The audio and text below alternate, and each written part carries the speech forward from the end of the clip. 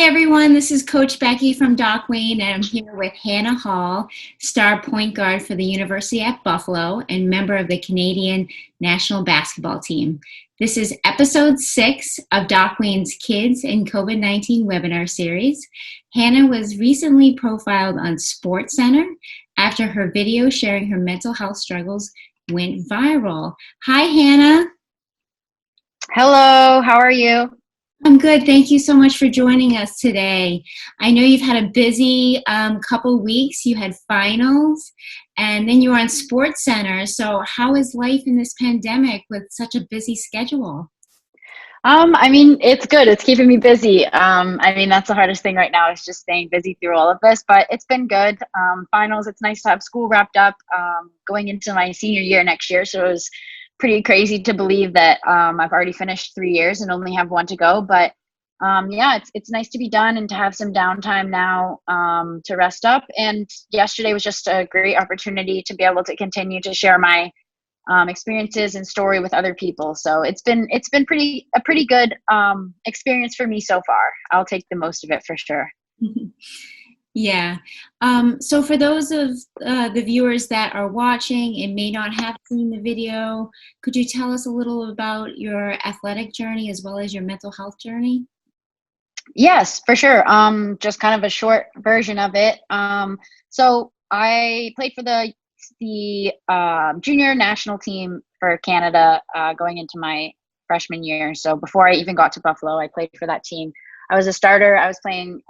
It was a great opportunity. We won a bronze medal. And then I got to Buffalo, and we had a very, very talented team, a very senior-led team. There was a point guard in my position, a lot of great guards. So I knew it was going to be a really big learning opportunity for me that year. That's where a lot of my struggles started. I really have always been a really big perfectionist and workhorse, and have always strived for that perfection as an athlete and as a person. And I never really recognized it until I was faced with kind of those challenges. I started to overwork myself, and I was working extremely hard, but I just kind of normalized it as being that's what an athlete is supposed to do. It wasn't until people started to reach out to me and tell me that I wasn't looking right. I didn't seem like I was acting like myself. I was actually developing a eating disorder. I was very sick at the time, but didn't really know it. And then at the end of my freshman year of college is when I first kind of was actually willing to finally get help and realized that I was going through it with the help of some people around me to kind of reach out and let me. Since then, I've been great. I've been working towards recovery and continuing to recover. And obviously it's been a struggle, and it's a continuous struggle, I think, for anyone who goes through mental health. But that being said, I kind of used my experiences and decided to put together a video in which I'd be able to share my experiences, because I went through a lot of things that I wish I had known before. So using my video, I wanted to be able to allow athletes to maybe recognize when they're struggling with something before and reach out and get the help they needed. So I decided to do that, and it's been a blessing ever since. And I'm so happy that my videos had the impact it did. So. Yeah, it's certainly been an encouragement to many, and really trying to address that stigma that athletes and really all people feel around mental health concerns. And I noticed in your video that you said you were proud of those struggles. Could you say a little bit more about that?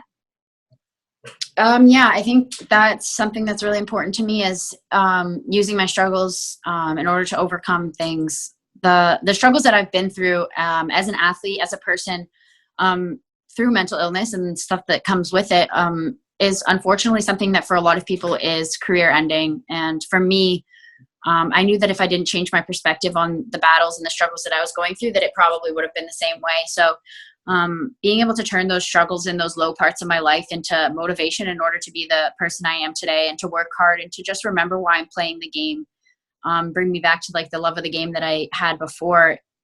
It's been something that I'm so proud of myself for now. So I think that a lot of us can use that. There's so many places in our life that we see as weaknesses. Instead of using them as weaknesses, I think that they can be turned into strengths. And that's something that that brings pride to me, is turning those lower places in my life into strengths. So. Yeah, that's so well said. And for those people that may not have realized that quite yet, that haven't seen the strength side of what you're discussing and are processing through the low times, what would you say to them to encourage them? I mean, I would encourage them to look at other people and to look into other stories and to maybe gain some knowledge around mental health. Because for me, I think the big, and for me and a lot of people, I think it's avoidance, right? And we struggle with being able to accept that we have a problem. And that's the first step. It's reaching out to one person and saying, hey, I don't feel right, or, something's off. And it's the hardest thing to do, but I think it's the biggest step you can take. It might even seem like the smallest one at the time, but beginning to get help and reaching out is the first and hardest step.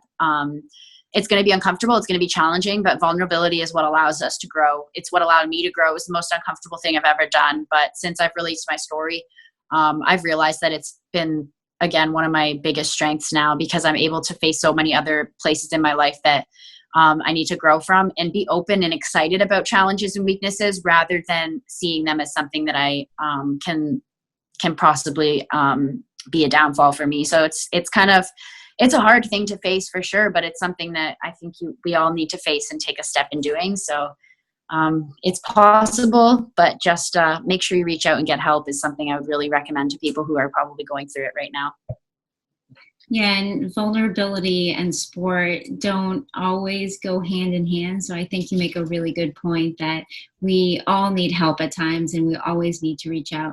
Another piece that I picked up on in your past conversations were talking about your coach and the coach athlete relationship and how much that was important to you. What would you say to coaches who may suspect things or want to be there for their athletes? How do they make sure that they are open and they're accepting of athletes and their struggles?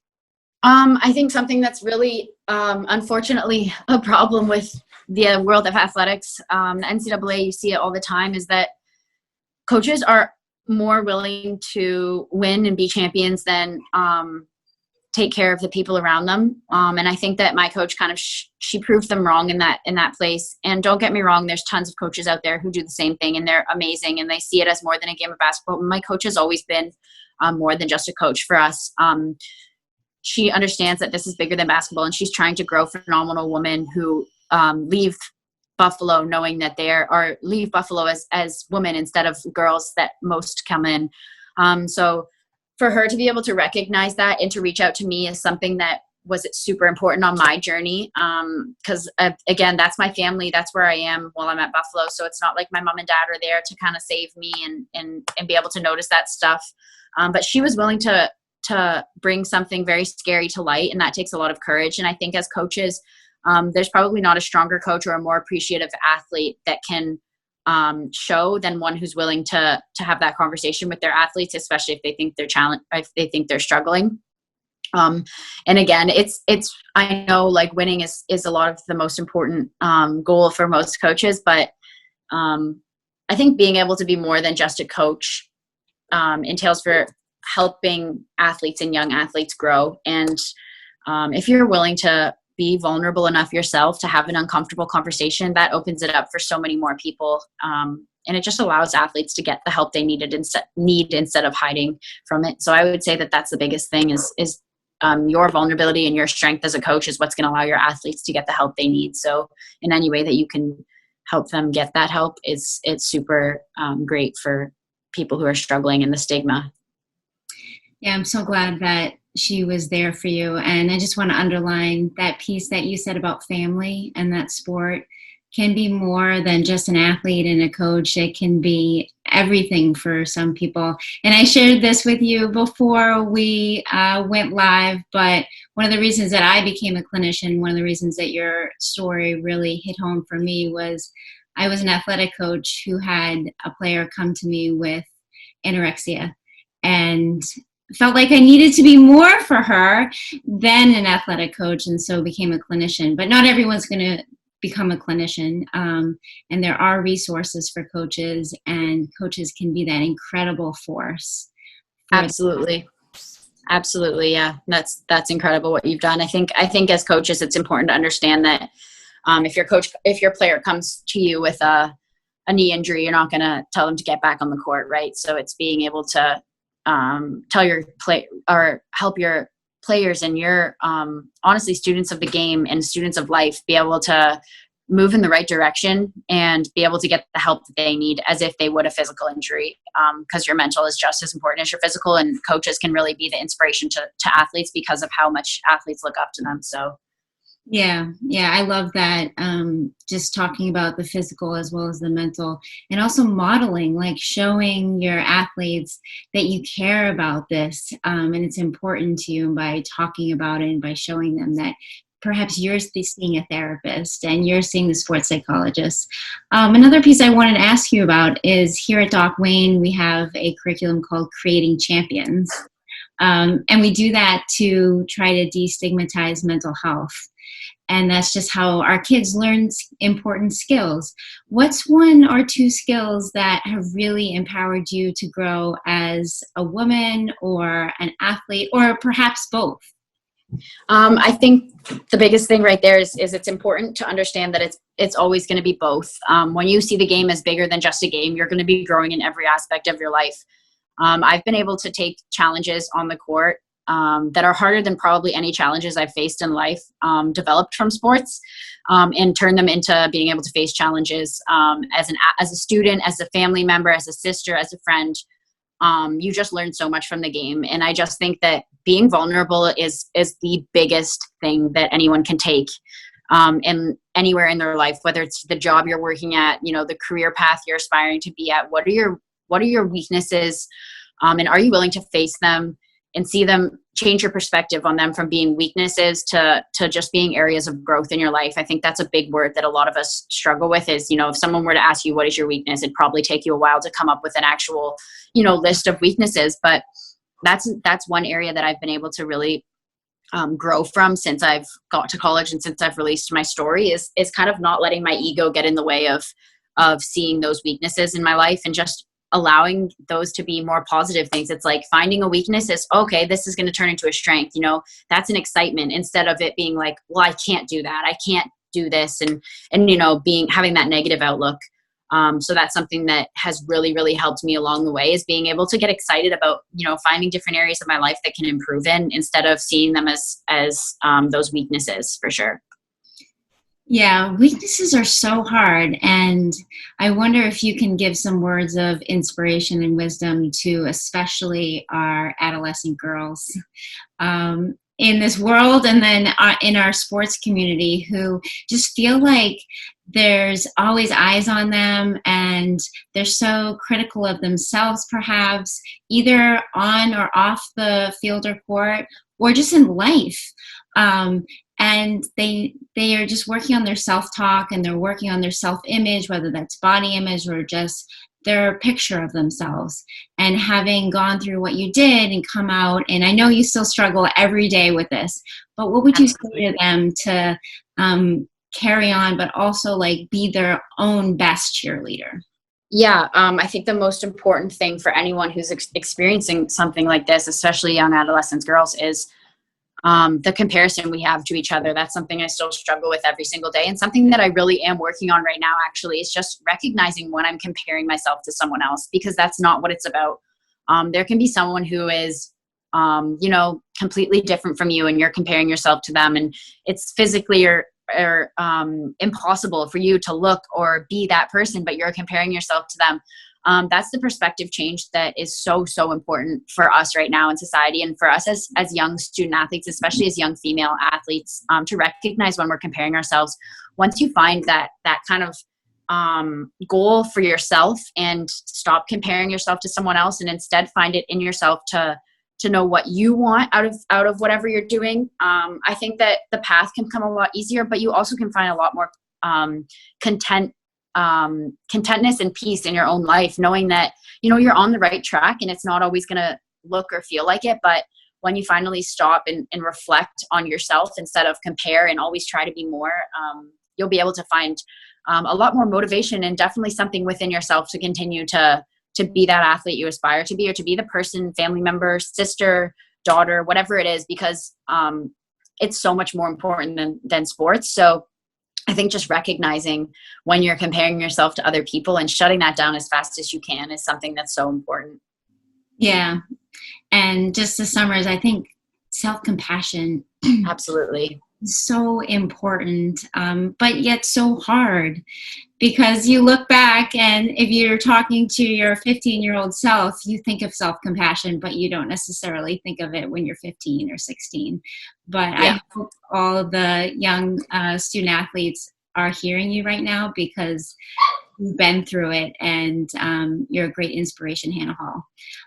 So finally, what are you doing for yourself now during this pandemic that we can all learn from in any walk of life that you want to share with us? Yeah, for sure. I would love to. So I've been home for almost 2 months now. Our season, ended very, very fast. Within 2 days, the whole season was done. And that was really difficult for me as a person who's used to being on the go all the time and, wanting to be doing stuff in the gym, whatever it may be. It was hard for me to slow down. And I think for the first couple weeks I was home, I was finding myself trying to fill my schedule and work out and be creative and have all these things and do this and that. And, I saw all the stuff on Instagram of people working out and sharing it. And I had to stop and slow down and realize, like, okay, this is an adjustment. It's time to change perspective. It's time to see this, as a new lifestyle for a little bit and find a new normal in this. And that was really hard for me. And that's, I think, hard for everybody. But so I started making a schedule that really helped me with staying on top of classes, not overworking myself or not doing too much stuff, still allowing myself to rest, even though I'm at home, still allowing myself to have that downtime, that reflection time. I've really, really gotten in touch with my yoga and meditation. I've started working on like a bunch of different yoga series, and I've just found a new passion in that. And then I was always a multi-sport athlete growing up, so I'm kind of using this opportunity to try new things to stay in shape. It doesn't have to be the same workouts that we would have been going through if I was still at Buffalo in the postseason. I've been trying stuff outside, different footwork stuff. It's finally nice out, so I've been able to, but I've been doing workouts in the basement and just enjoying it.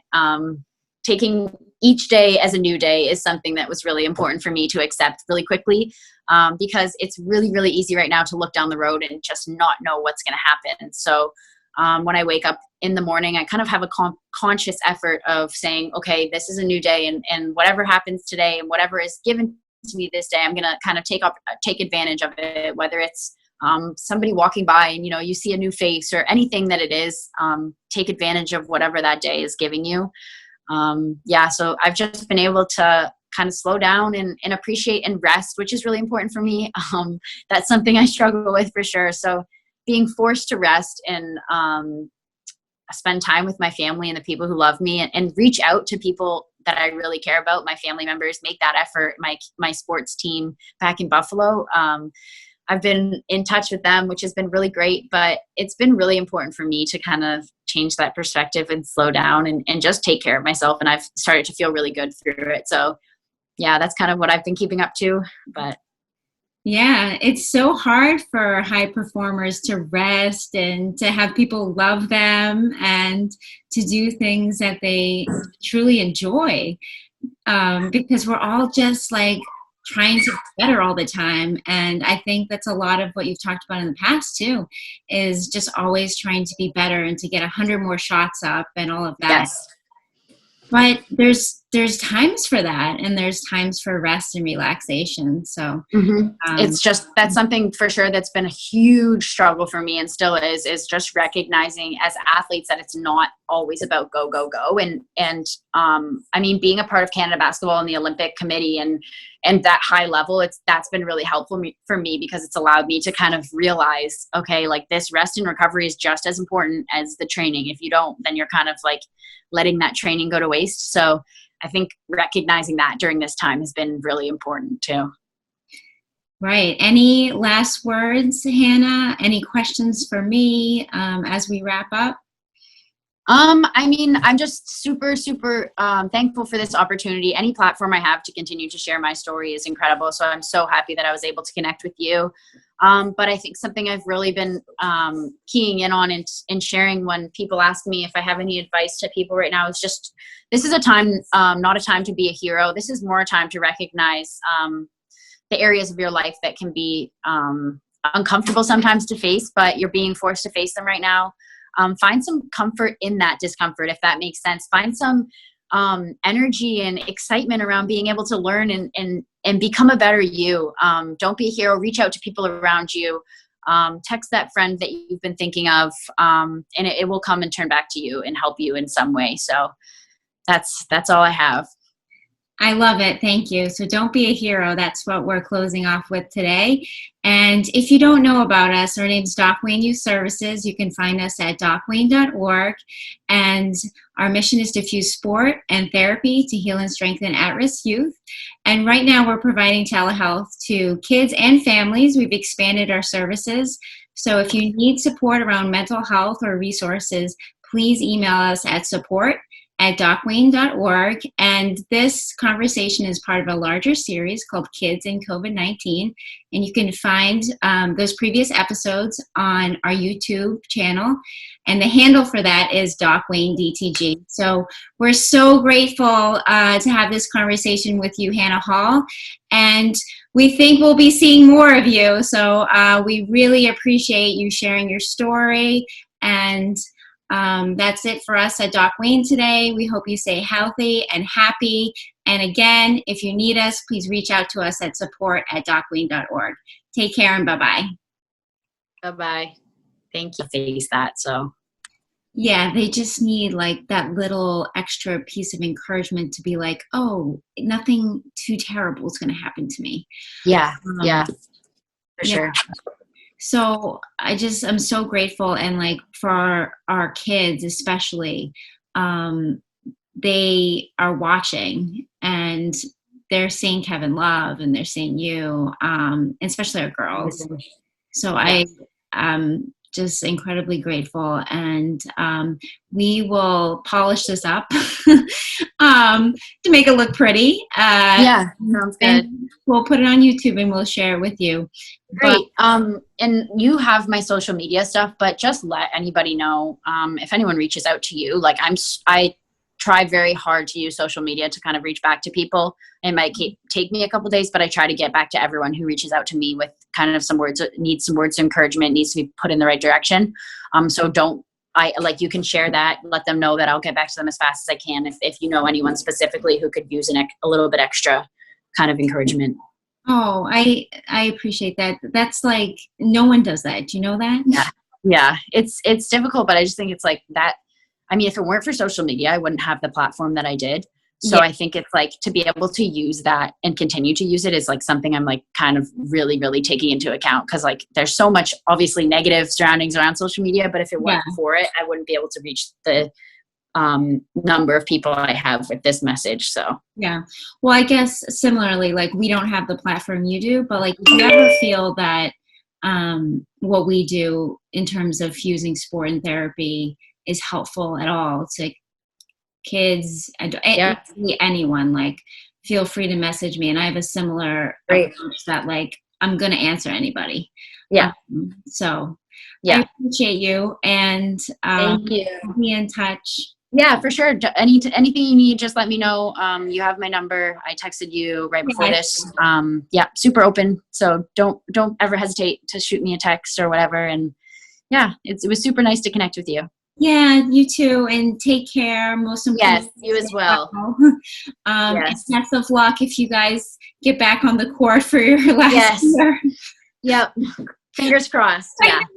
Yeah. Take care. Stay safe. Bye-bye. Bye-bye.